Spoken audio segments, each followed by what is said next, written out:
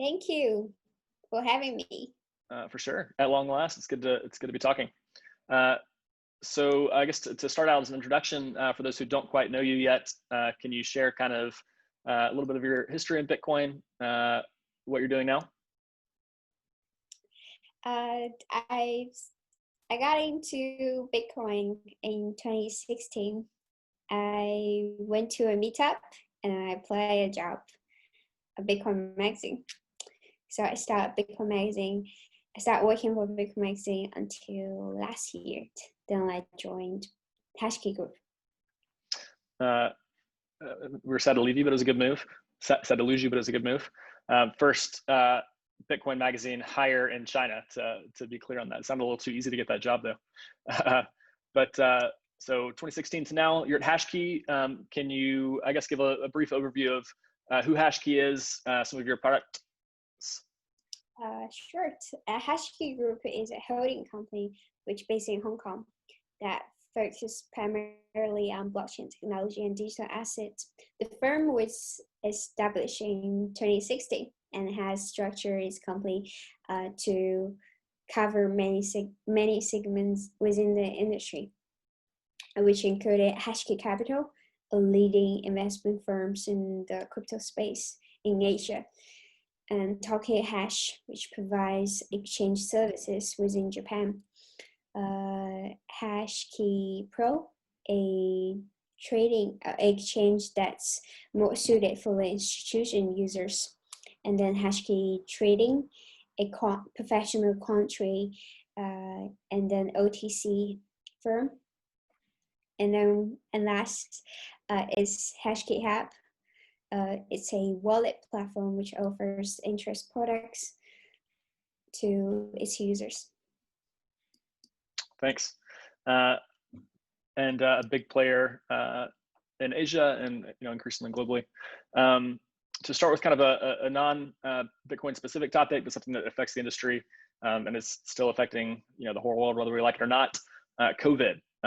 You're on the ground there in Shanghai. Can you give us a brief update on maybe some of the last developments the last few days, COVID-wise, in China?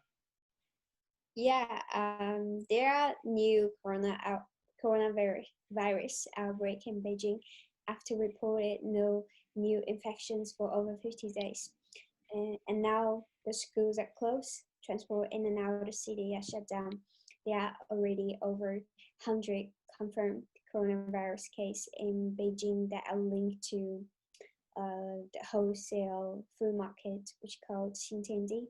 They were a military being sent to Xintiandi or Xinfadi to freeze the flow of people, and they've been testing people from then. Now they have tested over 200,000 people. So currently Beijing is in a wartime mode. Pretty quick reaction to being back in that mode. So not great news there, but there was kind of a few week break or segment there where travel and in-person events were starting to pick back up in China. And so the kind of annual mining summit in Sichuan was able to be held. Kind of happens every spring at the beginning of rainy season. All these miners get together. So I think you were there in Chengdu for that. Maybe give us kind of your take from being on the ground there, some of the trends that you're seeing in the mining space. Yeah, sure. But before that, I think the conference are probably going to be the last and the only conference of the year. There were more blockchain events were lined up for this month and the next month until August. And for the past 2 days, they all announced to cancel its event. So it's quite a shame. When you think coronavirus is over and then they come back again. And of that Chengdu event, I think that the biggest thing that I noticed is different, that there were a lot more financial services provider that were at the conference. There were a lot of like quant trading team. There were a lot of existing mining companies such as Mining Pool. They are also pushed out their own lending board platform and offer the interest product for miners. So I think it's a sign that miners are getting more sophisticated and institutionalized. So they need those professionally too to leverage their earning. And also after having the earnings of miners are dropped because the current Bitcoin price is still relatively low. So they need more financial services as a tool to help them to increase their earning in order to survive the winter. Yeah, so that kind of increasing amount of products focused on providing additional financial services to miners, definitely a trend. I was there last year and it wasn't really, there weren't really any well-capitalized efforts targeting that quite yet. Maybe a couple that were just getting started. So that's an interesting trend to see. So that annual mining summit in Chengdu, because of the rainy season that brings cheap hydropower, you have a lot of mining operations that move hardware to the region. There are some potential negative side effects of that rainy season, including maybe flooding, maybe mudslides.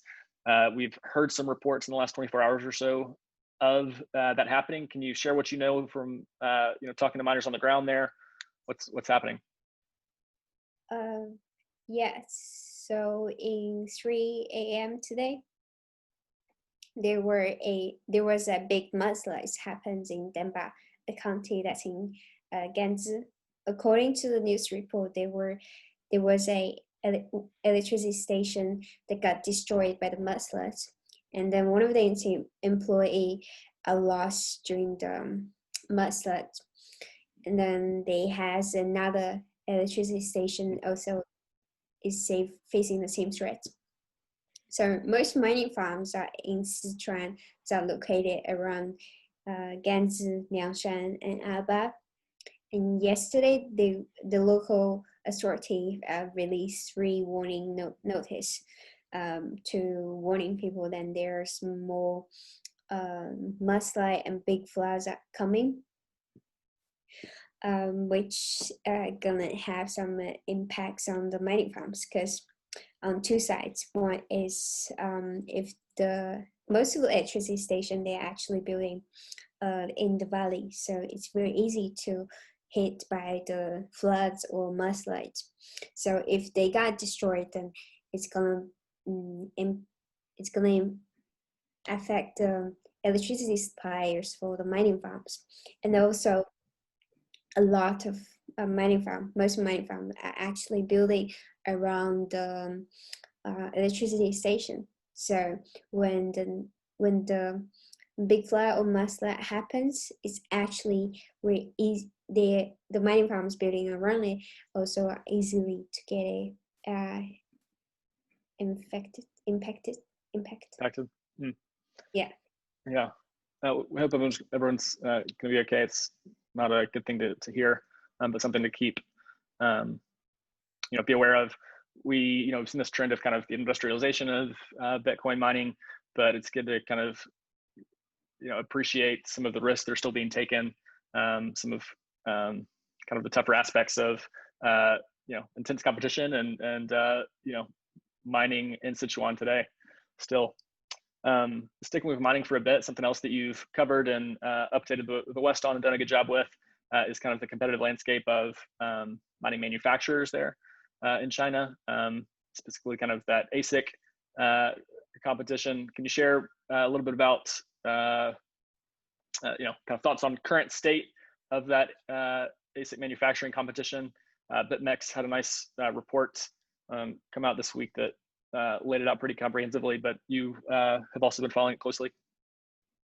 I think the 3 major players, the 3 biggest miner manufacturers are Bitmain, Microbit, and Canon.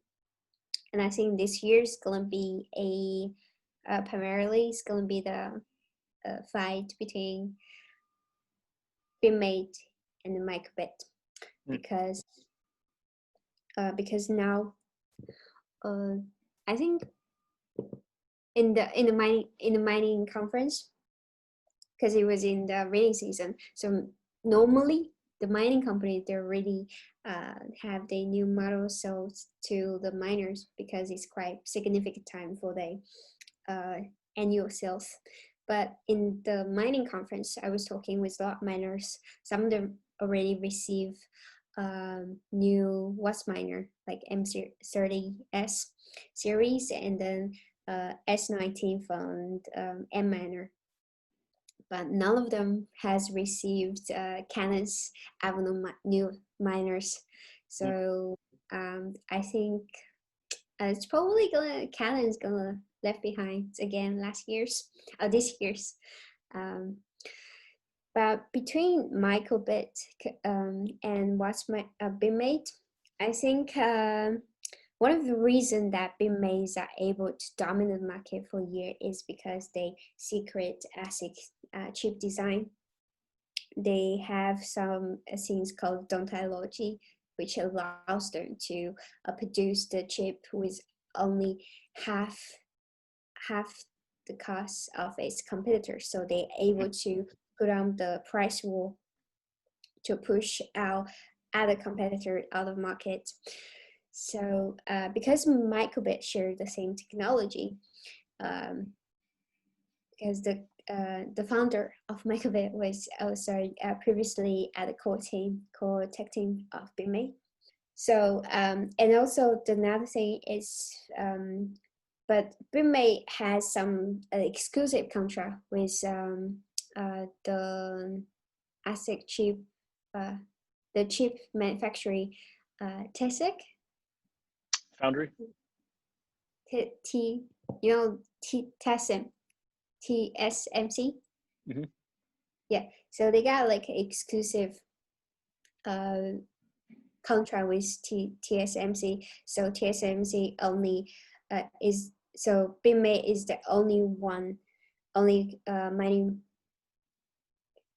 miner manufacturer that has got the chips provided by the TSMC. Other company like Watts Miner, like Microbit and Canon's are both use Samsung's chip. Samsung. Mm-hmm. Yes. So it's quite fun. So you can see like Bitmains actually have some advantage than Watts Miner. Like ugly political fights in Bitmain last year as well.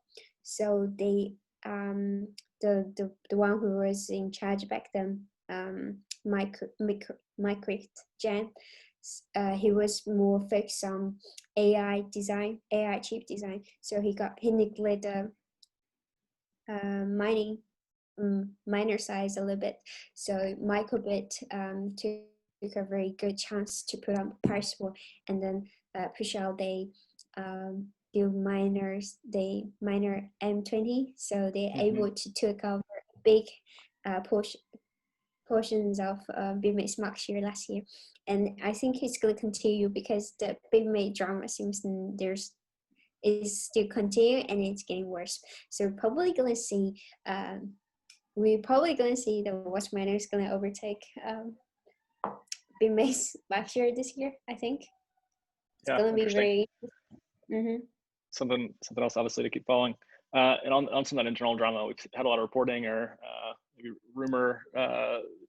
reporting of rumors at least about some of that internal drama.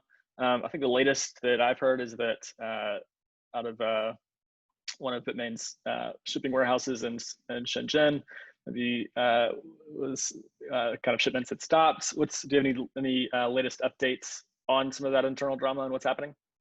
Yeah, I think it's pretty funny now.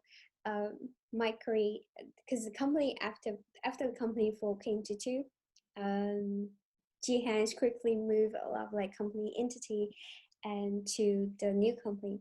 So after Microbit come back to the Beijing headquarters, so all he got was because the employee was left, and then also there were like more on the financial side was still controlled by Jihan. So he quickly changed the payment of any miner order to the new company. So now the situation is Jihan is in charge of money, a financial side, and then Micrey is charged of the Beijing headquarters and more administrative power. So he's able to control the factory in Shenzhen. So now the case is people are ordering and then they send the money to Jihan, but Micrey is control the factory, so he stopped all the shipment of the orders that are placed through Jihan. So the buyers so the buyer of end miners are not able to receive the miners. And then there was also funny news come out today, says that Micrey is trying to sell the miner in a very cheap price, like incredibly cheap price, to to the miners. So in order to support himself, in order to support the company to operating, it's quite fun to see the dramas continue. Yeah, something else to keep an eye on as that it seems like there's new news every week, every day. Something else that's maybe could be classified as drama, but something that's been happening to people with their bank accounts in China. We've kind of heard some reports about people using USDT, Bitcoin, some of the OTC services, and having their bank accounts frozen. Can you share what's actually happening with that situation, some of the causes, what's happening? Actually, I got my bank account frozen after I bought some USDT, and it happens to a lot. I got like five friends got their bank account frozen after they sell USDT. I was the only one who got my bank account frozen for only buying USDT. Because currently there's a lot of people in China that are using USDT for money laundering.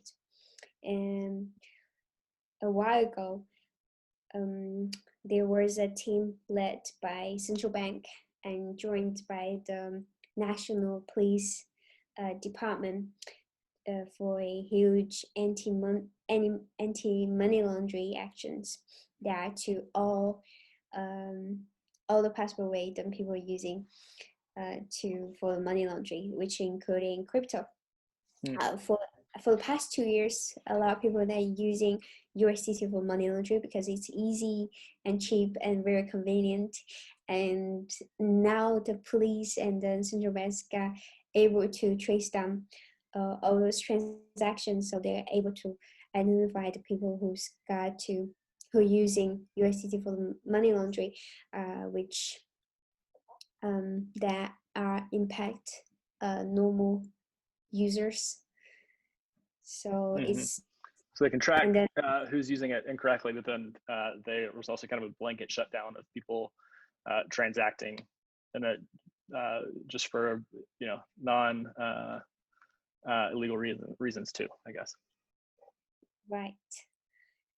So now I think most people and also there were media was reporting and suggest that people just stop using OTC for a while, because currently the USDTs are pretty dirty, and then it's very easy to get your bank account frozen.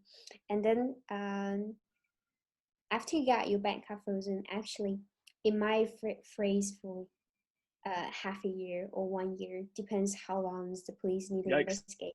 So if you got monies in a bank account, then you would be like some kind of like half a year without access to your money, not great.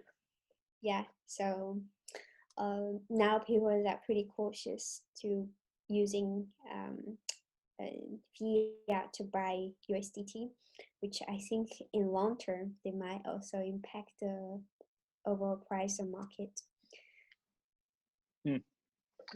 Well, thanks for joining, Molly, and staying up late your time.